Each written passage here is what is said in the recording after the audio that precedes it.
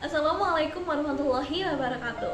Selamat pagi semuanya. Perkenalkan, nama aku Nadifa Dwisal Sabil, berasal dari kelas 101, nomor absen 19. Di sini aku bakal jelasin tentang biografi Dr. Sutomo. Siapa sih yang gak kenal Dr. Sutomo? Jadi, kalau ingin tahu lebih lanjutnya mengenai Dr. Sutomo, ikutin penjelasanku terus yuk.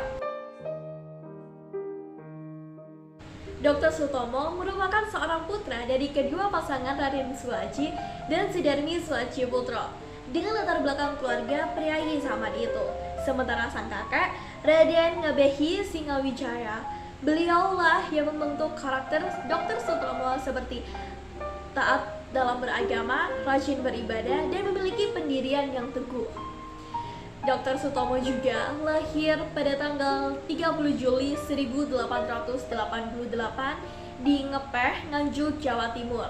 Beliau adalah tokoh pendiri organisasi pertama di Indonesia pada tahun 1908. Diakui menjadi pahlawan nasional oleh bangsa Indonesia pada tahun 1961. Seperti yang telah kita ketahui, beliau lahir pada tanggal 30 Juli tahun 1888 di Ngepeh, Nganjuk, Jawa Timur dengan nama saat kecil Subroto dan diganti menjadi Sutomo. Beliau meninggal pada tahun 1938 di Jalan Bubutan, Kota Surabaya pada tanggal 30 Mei. Beliau telah menikah dengan seorang wanita Belanda yang bernama Everdina Broering yang telah bekerja sebagai perawat di sebuah rumah sakit.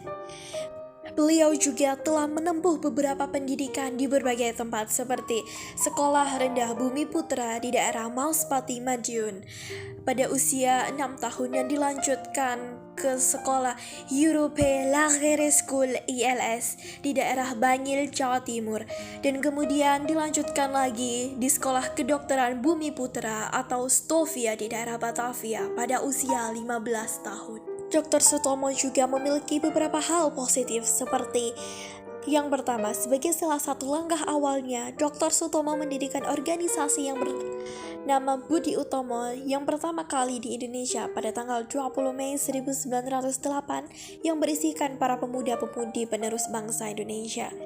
Yang kedua, Dr. Sutomo merupakan potret pahlawan nasional yang berpikiran maju dan terbuka, penuh dedikasi, berjuang demi bangsa dan negara dengan kapasitas intelektual yang dimilikinya guna mewujudkan cita-cita kemerdekaan yang dilandasi dengan kesadaran tinggi dan dijalankan dengan secara sistematis dan terorganisir.